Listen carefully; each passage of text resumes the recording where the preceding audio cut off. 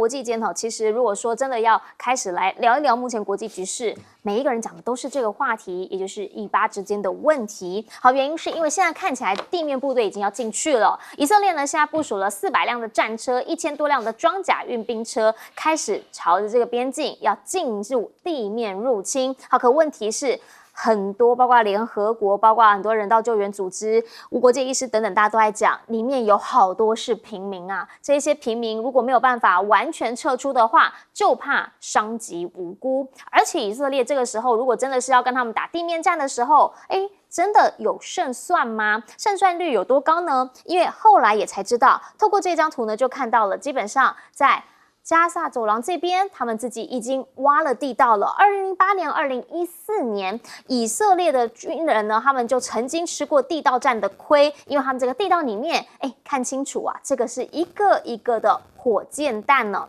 而且呢，地道现在是连通到了埃及。换句话说，好像也没有办法完全封锁。不过，以色列因为先前的它两边之间的一些交手，所以呢，必须要有所回击。看到的是呢，他们讲已经把8版的宾拉登叫做辛瓦给击毙了。目前呢，说有击毙了10位哈马斯的高层。接下来就是要歼灭他们的精英部队，毕竟内塔尼亚胡说要完全把哈马斯给歼灭。可是如果真的再这样继续打下去的话，那一些在音乐节被抓到哈萨走廊、被抓到加萨走廊里面的这一些人，真的有办法回家吗？我们来看看这个女生。אני מיישם בת 21 משוהם. כרגע אני נמצאת בעזה. חזרתי ביום 好，其实呢，你看到是他对着镜头在讲话，但基本上呢，他才刚刚完成了一个手术，他手这边有受伤，所以呢，基本上在这个哈马斯这边，他们也特别强调了，对于这一些所谓的人质啊，外国人，他是把他奉为上宾啊。不过以色列这边的讲法是说，为什么会挑这个女生？最主要的原因是不是也是因为她本身还有法国籍的原因？他想要告诉大家，我们真的不会伤害外国人呢？其实现在在加萨这边，因为看到了地面部队好像已经要进来了，大家人心惶惶啊，挤着希望能够离开加萨走廊。包括了埃及拉法边境这一边呢，就看到满满的都是人。但是这个谈判呢还没有结果，因为在开罗这边当局还没有完全同意要让他们给进来。与此同时，美国出手了，布林肯先前已经来到以色列，现在要再一次的再回访。同时，明天美国总统拜登也会到以色列这一边来，好好的告诉他们说，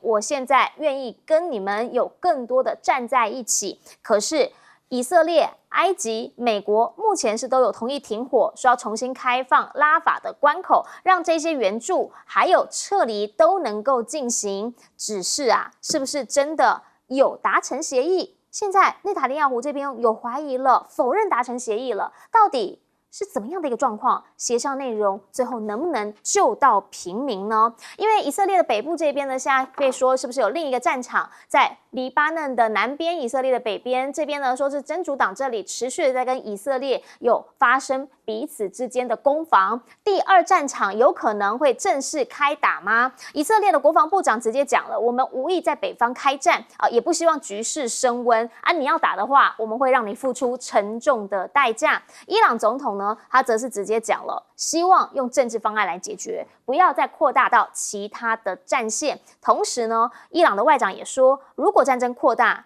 美国好好跟你的同伴说说，好好跟你兄弟以色列兄弟说说吧，你们也会蒙受重大的损失因为呢，现在包括了苏利文都一直在讲，说他们要把这一些船航母或者是飞机开到中东这里来，最主要就是要遏阻这个区域，这里面当然也包括了伊朗。好，这样子的一个说法，到底对于中东这个区域能不能稳下来，还是其实现在的中东已经不是过往的中东？回过头请教蔡正元博士，怎么样来看以色列现在看起来已经准备要进行地面战争？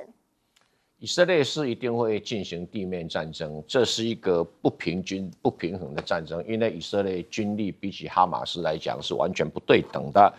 即使有所谓的地道战，因为当时以色列在地道战吃亏，是因为它的战略目标不清楚，他所谓搜索恐怖分子跑到地道里面，可现在以色列是要铲除哈马斯，它是要破坏地道，那么炸毁地道、封锁地道，所以整个战术完全不同。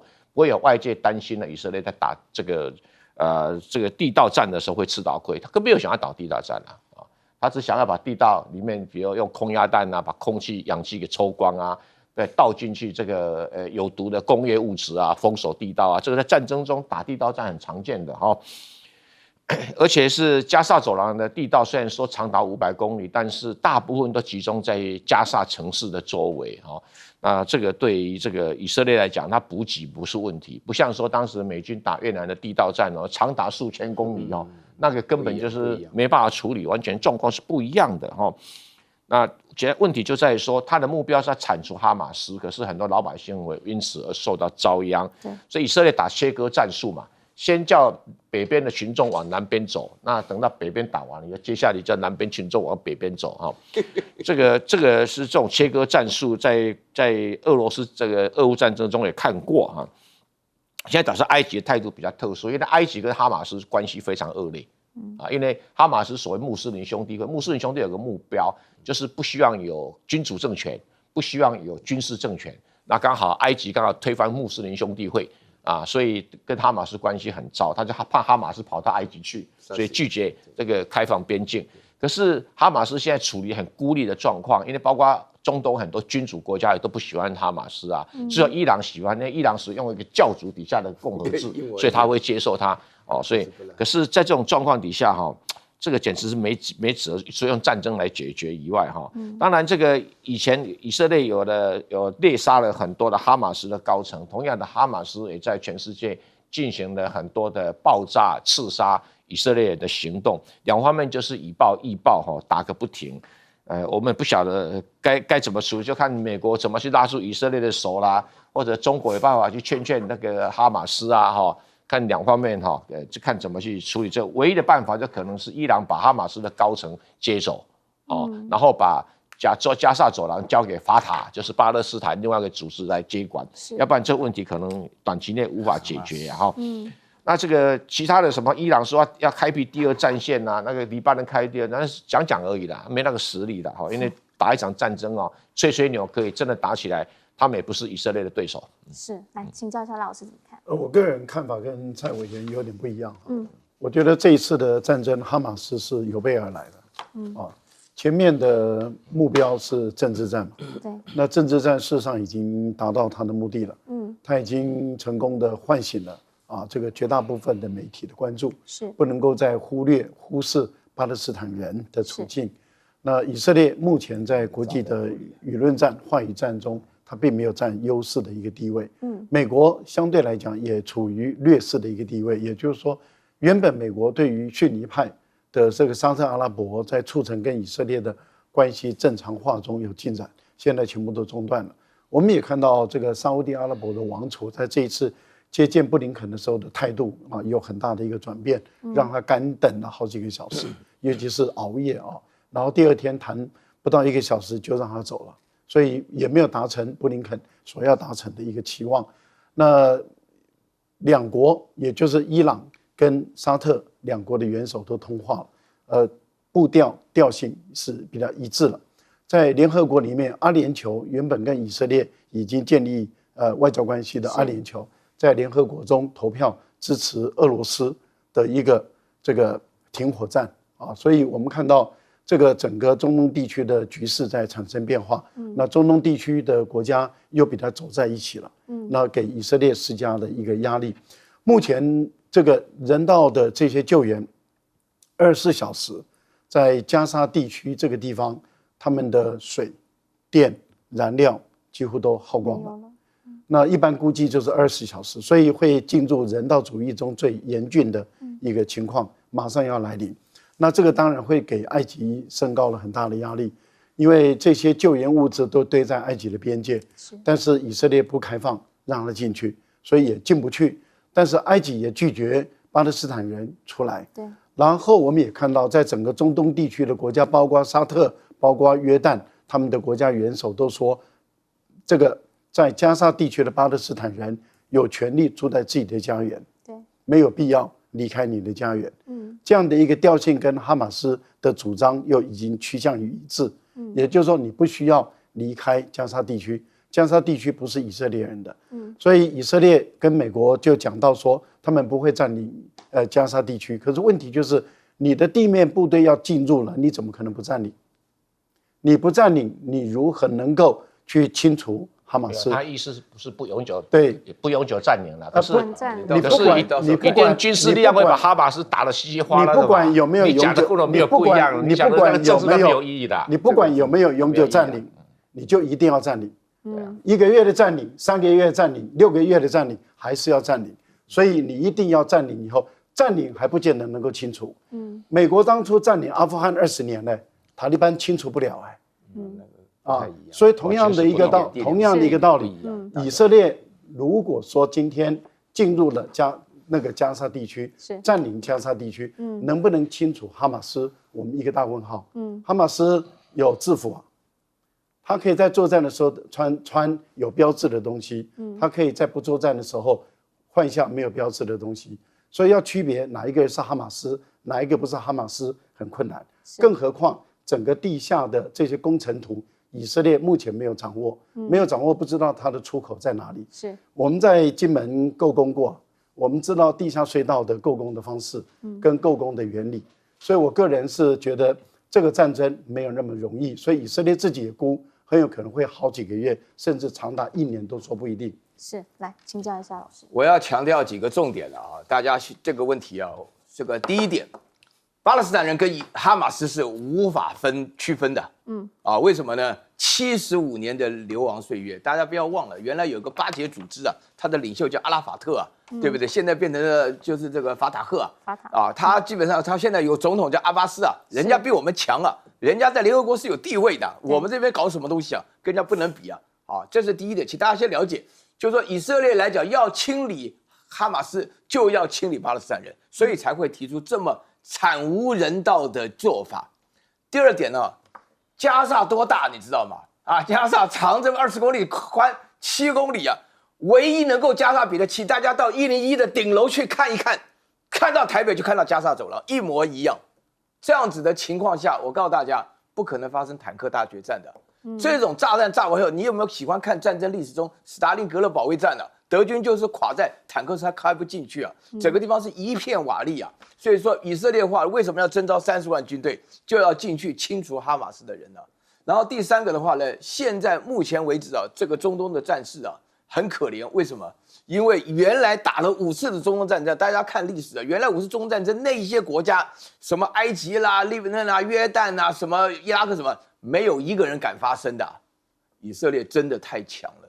我跟你讲，以色列的动员是全方位的，所以这个惨无人道我跟你讲，大家只要有一点良心的话，都应该谴责。为什么？因为首先你75年来，从1948年独立以来，以色列做了3件事情。第一件事情，只要我战争赢了，我一定要拿土地跟你换回来。所以你可以看到这个。然后第二件事情的话呢，以色列本身的话呢，透过自己的危机感卡住美国的脖子，压得非常非常的严重。你这一次看到美国本身来讲说句良心话台湾看得非常吃味台湾还在讨论美国人来不来人家美国人先就派了2艘航空母舰来难过的要死。我跟你讲，我一看完这消息，发觉说，搞了个半天，日本是我们爸爸，美国是我们爷爷，怎么以色列成我们曾祖父了？你都要搞清楚这个东西然后第三点的话呢，原因就是因为现在整个以色列中全面我跟你讲什么叫以色列人？高级的美国人就是以色列人。你不信，你自己到美国去试试看。你自己去试试看我跟你讲，我以台大教授的身份来讲这句实在的话。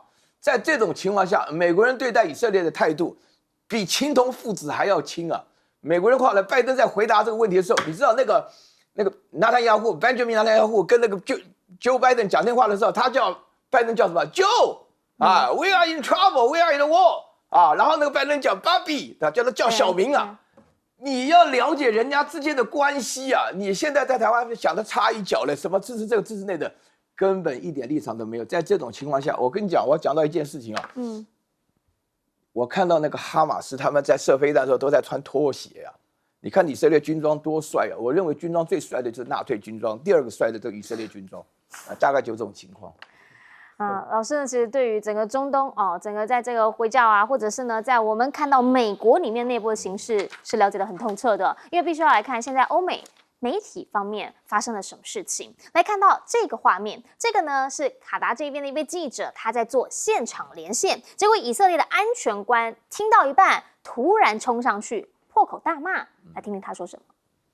רגע, אני בשידור. אז מה אם אתה בשידור? מה אתה מדווח? אני בשידור. מה אתה מדווח? לא מעניין אותי אם אתה בשידור. מדווח מה אומר דובר צה"ל. מה אומר דובר צה"ל? מקווה מאוד שאתם אומרים דברים טובים. הבנת אותי? מקווה מאוד שאתם אומרים דברים טובים וכל החמאס האלה צריכים לשחוט אותנו. הבנת אותי? בסדר. כי אם אתם לא תבלחו את האמת, אוי ואבוי לכם. للطواقم الصحفية كما نرى على الشاشة عنصر من الشرطة الإسرائيلية يتدخل أثناء مشاركة زميلنا أحمد راوشة。好，现在两方呢，这个情绪的冲突已经几乎是到了这个临界点了。因为其实不只是在媒体看到现场、看到这个战线的前面在做报道，会有情绪反应。带您来看看，在英国伦敦这边 ，BBC 呢现在说，前一阵子是犹太示威人士去抗议，好，原因是因为呢，他们发现了说 BBC 拒绝把哈马斯称作恐怖分子，结果呢，在之前是什么？是他们的总部被亲巴勒斯坦的团体给泼红漆。怎么讲？两边其实都会认为你没那么公正。其实，在欧洲必须要理解的是，他们跟犹太人他们之间的一些关系。现在呢，就有报道讲了，担心的是欧洲反犹太主义浪潮会不会再起？好，毕竟呢，在德国这边有蛮多这些犹太人的，然后呢，他们就讲了，说目前好像又出现了大卫之星的喷漆事件，也就是在当年呢。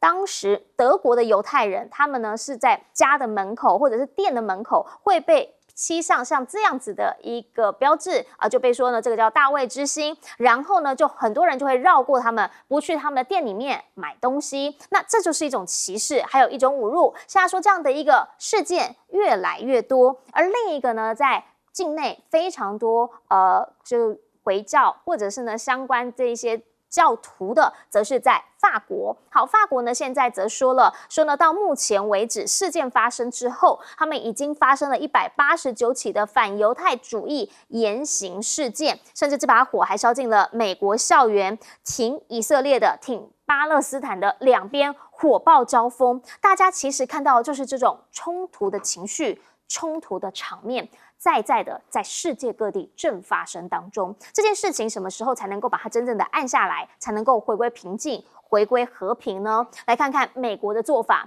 美国说呢，像他们就是希望不要让这个冲突再升温、再升级了。他们选择方式是派4000位的海军还有陆战队员前往以色列。那同时呢，布林肯有讲，拜登18号会去以色列访问，表达对他们的支持。可是白宫这边不同调，说没有新的出访行程可以宣布，到底是哪一个态度呢？因为目前看到的是整个欧洲啦，包括了丹麦，他们也都开始呢把他们的船舰啊、巡防舰开到了地中海东部这边，要加入北约这里的组织。美国这边呢，则是不断的在穿梭，他们担心的是伊朗会不会进来加一，因为伊朗如果进来加一的话，局势可能会更加混乱。所以呢，布林肯现在旋风式的出访中东6国，希望让大家有一个共识，也打电话给王毅了，说如果你在中东这边可以的话，能不能帮忙使上力，发挥你的影响力，让大事化小，小事最好可以化无。因为包括土耳其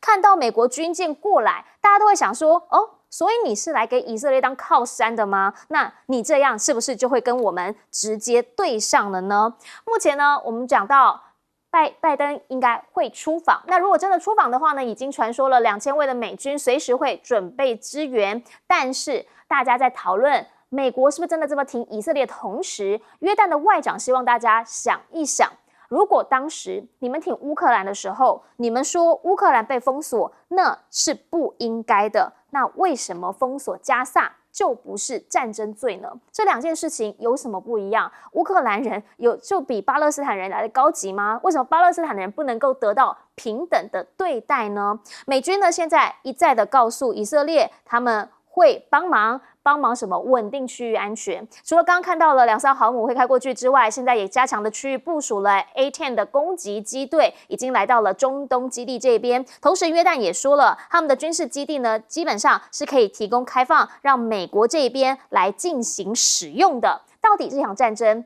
当这些援助通通进来之后，事情会变好，真的达到吓阻作用，真的让大家静下心来，还是会让局势再升温？回过头请教郑源委员怎么样来看？好，现在真的到处看到的是以巴双方针锋相对，热闹有余，实力不足。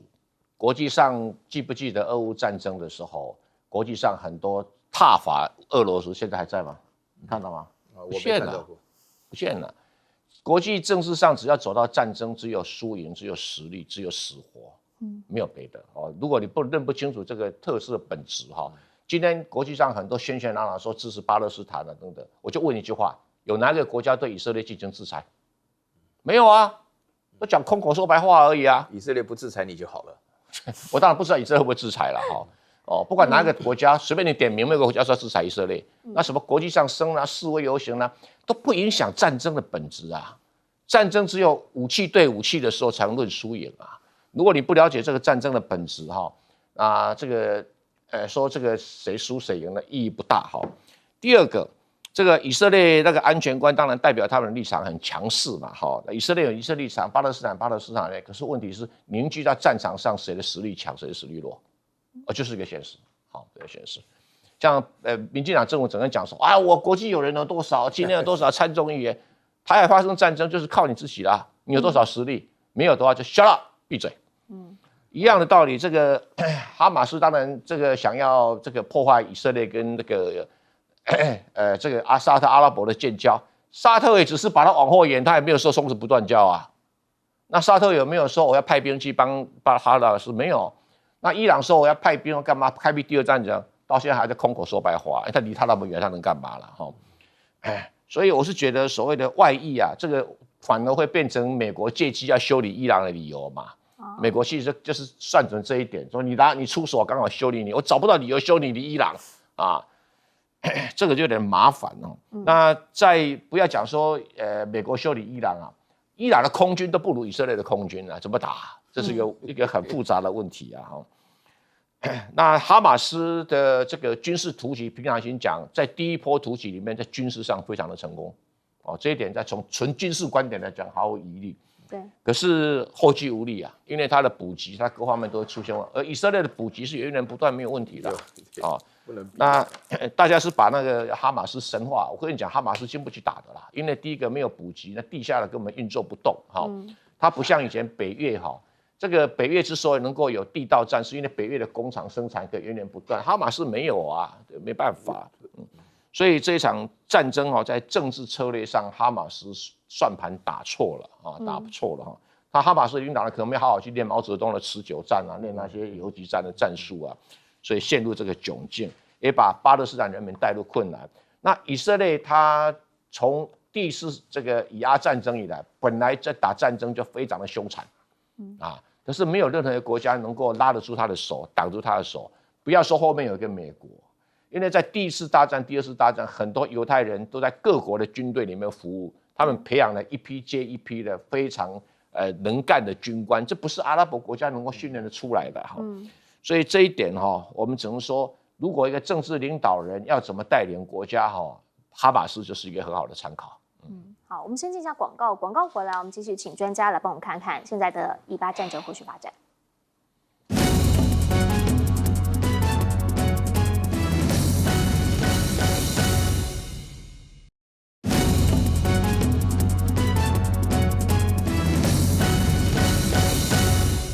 好，我们刚讲到以巴呢，现在后续会是怎么样的发展？要请教赖老师，因为美国说除了穿梭外交之外，也打电话给王毅了。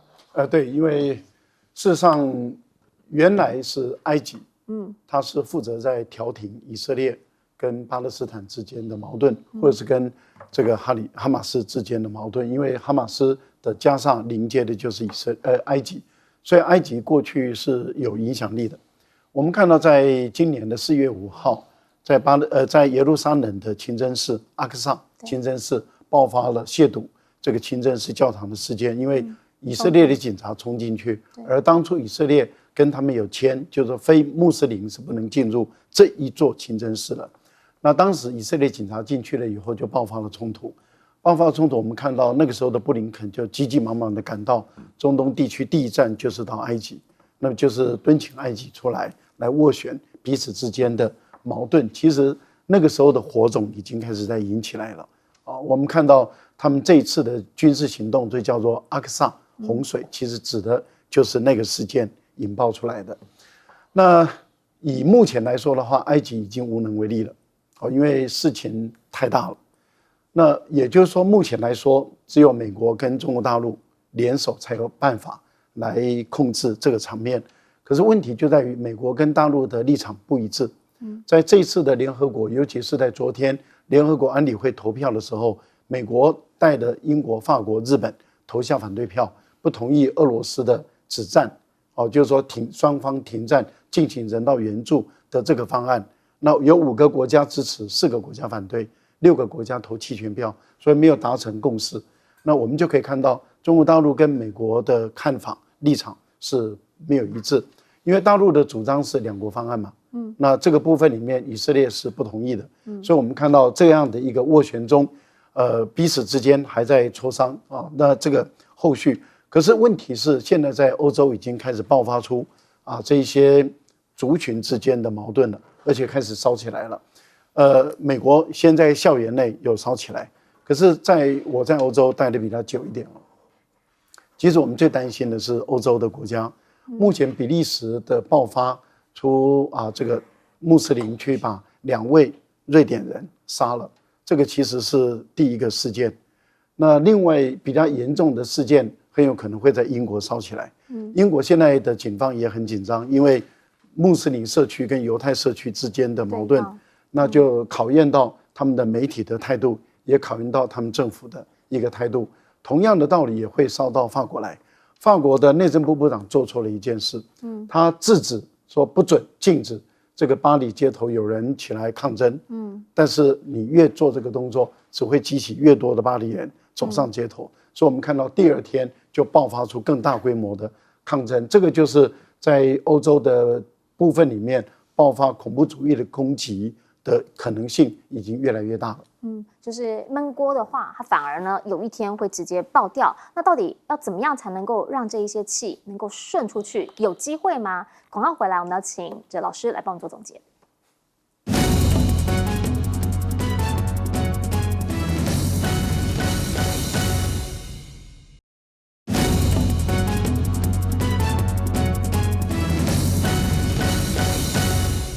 最后，我们要请苑老师帮我们总结。我讲一个重点刚刚看了那段影片你就要了解比利时的，就是不是比利时了，就是以色列的军人叫做这个 IDF 他们的军人对于哈马斯的恨的程度是极其残忍，所以说我们看到的感觉到很奇怪但是你明明是你稳打赢的战争，你要强调连宣传上都不能够说任何以色列的不好。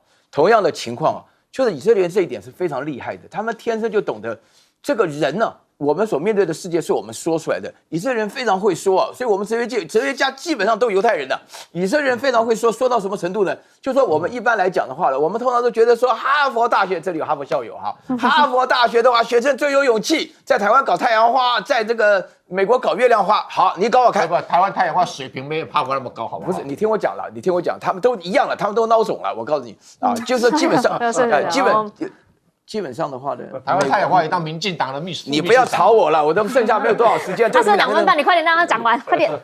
是美国的财经界的大佬只讲了一句话，名单拿过来。我跟你讲，今天是美国哈佛大学的一个大金主撤销了他叫什么名字我都忘掉，但是呢，他们撤销美国哈佛大学，美国的高等教育的大金主很多是犹太人，他只要讲一句话，你们把名单交过来永不录用。对于美国大学，美国读大学多贵读哈佛大学多贵然后贵的话呢，你除了进财经界你没办法把这个学费收回来的。在这种情况下的话呢，出现了一个结果，没有人敢吭声。你不是很勇敢吗？你跟他讲大骂对不对？anti-Semitism你讲得很大声没有人，没下文，没有人敢讲。这就说明了一个重要的现象。另外的话呢，布林肯是国务卿，你的布林肯到以色列他讲什么？布林肯到以色列去讲了一段非常感人计划，说他的继父都是大屠杀底下的幸存者，他自己就是东欧来的犹太人。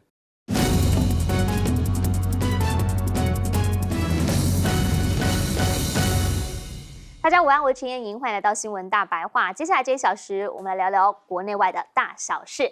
首先要介绍这1小时的来宾，要介绍的是国际政治专家赖岳谦老师。主持人好，观众朋友大家好。以及北京清华大学法学博士蔡正元。主持人好，大家好。还有台大哲学系教授苑举正老师。燕莹好，各位观众朋友大家好。来，开始要先带你来看到的是现在呢，大家就在讲，今天原定蓝白好像是要谈第2次，但看起来好像没有办法真的这么如期的进行。结果民进党跳出来说话了，这一位是民进党的发言人，叫张志豪，但他的逻辑，很多人觉得说，怎么会这么说？因为他的讲法是，民进党说诉求下架民进党。难道你是要上架共产党吗？是因为这样你们才要去做蓝白会谈吗？不对啊，人家诉求很明确。就是下架民进党啊，这到底有什么逻辑上面的问题，会让你把共产党也在这个地方扯进来呢？而现在基本上国际间大家都在关心的是以巴战争的后续发展，结果这一位黑熊学院的院长沈伯洋呢，他在关心的角度不太一样，因为他说台湾要借鉴这一些经验，他特别提到了说呢，这个领头哈马斯这边啊，他们怀疑有所谓的资讯作战，他认为有很多的账号。官方账号、外围账号，甚至还有人连自己在配合哈马斯团体，他都不知道。他就讲了，台湾之后也有可能会有这种突发状况，甚至呢还有可能会开打。如果真的遇到的话，我们要准备20-30种不同的剧本来应对这一些网络上面的资讯战争。好，可是网友开始问你啦，你现在想这个会不会想太远了一点点啊？因为如果两岸真的开打之后，需要20-30种剧本吗？第一波保侯攻击会不会我们就断电断网了？网络资讯战是要跟谁打啦？其实网络上现在确实有一些风气是这样的，看到的是呢，在以色列这边好像帮以色列说话的人，多过于帮巴勒斯坦说话的人吗？甚至还有人直接讲了，说在网络上，如果你同情巴勒斯坦人，会不会就被当成是哈马斯的同路人？这里头基本上有很多国际政治的历史观念，还有原委。不是每一个人都那么清楚，但是网络上的这一些风气，现在好像正在形成一种氛围，而另一个部分呢，则是这个氛围会不会影响到台湾呢？因为范云他就在脸书上头 po 了这么一件事情，他表示国际人权斗士叫哈佛森，也就是这一位，他现在呢带着很多人权人士来到台湾，来到立法院。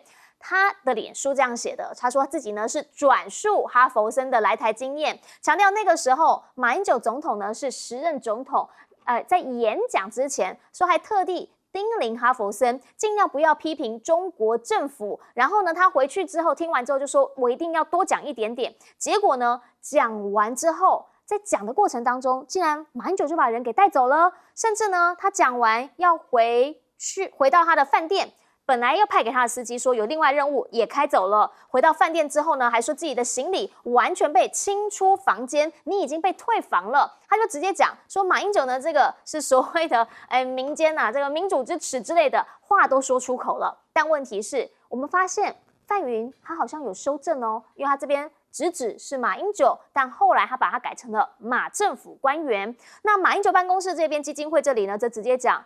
一听就知道这个剧情太离奇，不可能，甚至还说，如果当年真的有发生这样的事情，民进党会放过他吗？马英九有可能会说这样的话吗？陈建仁这个时候，当范云都已经改口的时候，他还跳出来说，希望马英九要记得做说明，让人家感受是言论自由的国家。那大家就开始在问，这件事情真的是本人所说的吗？转述的内容真的是从他本人一字一句的转述出来的吗？还是说，因为马英九现在人在美国，马英九目前人在美国，刚在纽约大学这边完成他的演讲，他就特别提到了说呢，欧布莱恩，也就是上次有没有来到台湾，然后我们的总统颁给他那个紫衣勋章的那一位。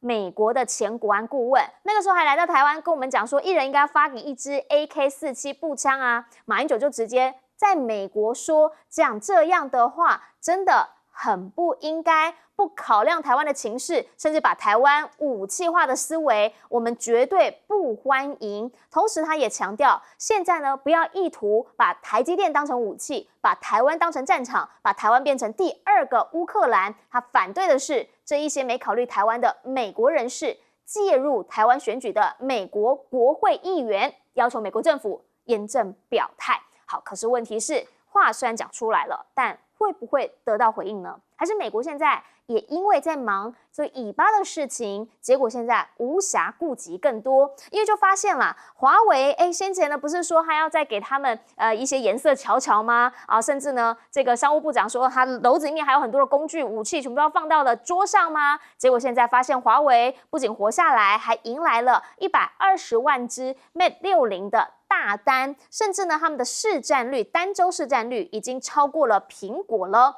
也发现它不止在手机上面有突破，还要加入做支付，要抢支付宝的市场，推出花瓣支付，在车子里面就开始要让它能做人脸支付系统。这一连串下来呢，大家就发现了，说过往华为有一个塔山计划，在手机方面，在晶片方面，希望有所突破。当时他们没直接说，没明说，但目前看来，这可能是真的。只是就美国来说，现在又应该要如何看待这件事情？好，回过头来，我们要请教蔡正元委员，怎么样来看蓝白合这一件事情？民进党说，你们谈是因为要把我们拉下来，要上架共产党。民进党这位发言人可能患了色盲哈，蓝色加白色不管怎么搅哈，都不会变成红色哈。所以他看到的蓝白合可能会变成共产党的红色上台，可能建议他多睡一点觉，因为他所以脑筋不太正常了，有了严重的色盲哈。那既然色盲的人、脑筋不正常的人，我们只能建议他去看精神科哦，去跟他讨论这个是没什么太大的意义的。好了，我们这个就不做人身攻击了。我不人身攻击，因为会把蓝色、白色，是说他可能有病，有病啊，是有病，把蓝色、白色看成红色，这显然是有病嘛。有病就要关心他的健康了哈，关心他的健康，关心他的健康。要替我们蔡委员讲一句话，对，要体贴哈。好。我要特别谈一下这个所谓的哈佛生，他是委内瑞拉人。然后这种人也叫人权斗士哈，我不得不西方大概拿什么菜都会放到篮子里面。他什么背景啊？他委内瑞拉亲美大财团的第2代。这亲美大财团自从那个上次委内瑞拉那个什么查什么总统查那个总统起来马杜罗了，查了对，然后就开始进行国有化，把很多的亲美财团，你讲是查韦兹过世了哈，到现在为止都算是被称为左派总统。其实左派就是不亲美，然后这个没收很多财团的这种什么专断的事业啊，执照的收回，然后他就跑到美国啦，他们家跟诺威有点关系哈，那就开始在那边搞所谓的人权斗士，专门反对所谓的权威主义的政权。简单讲，马英九找他来是，我觉得马英九有点色盲，就找他来这种咖，对不对？他就打着反共的招牌，就到处去晃啊晃荡啊。他当然反共，为什么？他的家产被国有化嘛，他当然反共嘛。这个问题就是说，你家里在委内瑞拉是一些亲美被老百姓所唾弃的一个垄断性的大财团嘛，而且他们家是在垄断委内瑞拉政坛很久，后来被那个什么查什么总统给赶出去，赶出去，他没有了权势，然后不再是财团的地位，还是很有钱，那就以人权斗士的名义到处在那边晃荡。这种人心里面想什么，大家很清楚啊。马英九找他演讲。这种咖马英九怎么会去管他呢？他爱讲反共就反共啊。马英九其实也蛮反共的，比如你讲，他也是蛮反共的哈。那他为什么当年在马英九的时候他不讲呢？为什么现在才讲啊？我建议他还是要看医生。他也可能当时失智忘了，就碰到民进党就讲出来了，碰到范云就讲出来了。这个可能是范云听错了，那范云应该看耳边有个耳朵有问题吧，或者他是这个哈佛生的这个人有问题哈。都该看病哈，简单讲，都一群病人，我们就不用透做太多的批判了哈。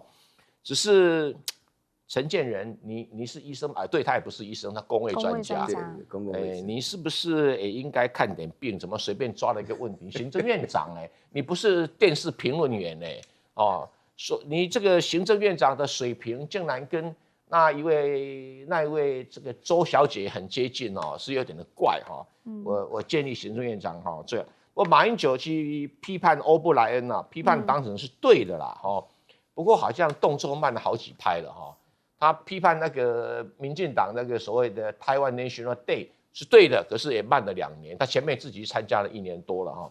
所以如果这种政治斗争不能及时反应的话，慢了好几拍哈，就会出现很大的问题。那以巴战争会延烧到台湾，那就不必了哈。那个就先问这个问题嘛，这个到底这个民进党政府到底挺巴勒斯坦还是挺以色列，先讲清楚吧。民进党政府到现在没有吭声哎，别的国家都有吭声，他没有吭声哎。他是挺以色列的，他不是挺乌克兰吗？他挺乌克兰，乌克兰现在挺以色列，你要不跟着挺以色列啊？先讲清楚嘛。还是什么？还是你跟很多的这个人权斗士都挺巴勒斯坦？你要不要挺巴勒斯坦？今日台湾人，一日乌克兰人，现在一日巴勒斯坦，你要不要讲啊？民进党政府现在是闭嘴，都不敢吭声。美国在那边，他敢挺巴勒斯坦？不敢啊。那只是在电视上放一放啊，巴勒斯坦多可怜，这样子而已啊。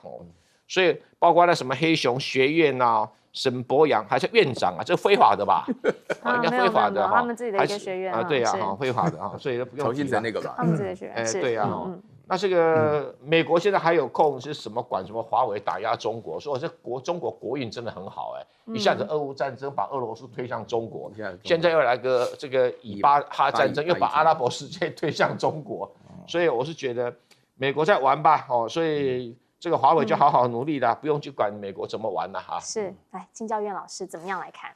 我首先呢，就是讲到这个民进党的发言人叫张志豪啊，是，我觉得他因为侵犯到了我的领域嘛，就是逻辑嘛，对不对？我在台大就教逻辑的嘛。他这个逻辑是什么地方有问题呢？就是他认为全世界政党只有2个，不是民进党就是共产党啊，所以说民进党下台就共产党上台啊，就没有共产党选举啊。那民进党怎么这共产党怎么上台呢？所以张志豪讲这种话的时候呢，就如果他是一个普通老百姓啊，蹲在大树底下喝了茶聊天的话，那我们就算了。但他是民进党的发言人啊，对不对啊？那个赖清德你要注意啊！我记得在这边位置上的时候，郭正亮就骂过好几次张正豪，你要注意你讲话头脑不清楚，你会带动了使得全台湾人都不清楚这种情况。那另外我这个同事啊，这个范云啊，他是耶鲁大学的，跟那个郭正亮是同一个大学的。这个程度很有问题啊，对不对？这个哈佛是首先呢，他这个犯了3方面的错误啊。首先第一个，马总统不管脑袋是不是怎么糊涂了啊，他邀请这个人来演讲啊，外交部都有记录的，有这个记录的话呢，怎么可能会不知道呢？然后第二点的话呢，就是这个人本身到底够不够格讲这个话，他人还活着啊，他这个亲自来讲啊，我们为什么要评论呢？他人活着。然后第3点的话呢，我觉得范云。现在当了立法委员，有没有豁免权呢？现在当立法委员，只有在议事厅里面有。只有在议事厅里面，马英九应该告他。我觉得马英九太窝囊了。你跑到美国讲什么 AK47啊？你应该在台湾跟他打官司啊，被骂得一塌糊涂啊。我们原来我投过马英九1票啊，就认为他是很有 guts 的人啊，就搞了个半天只会讲英文，你会什么东西？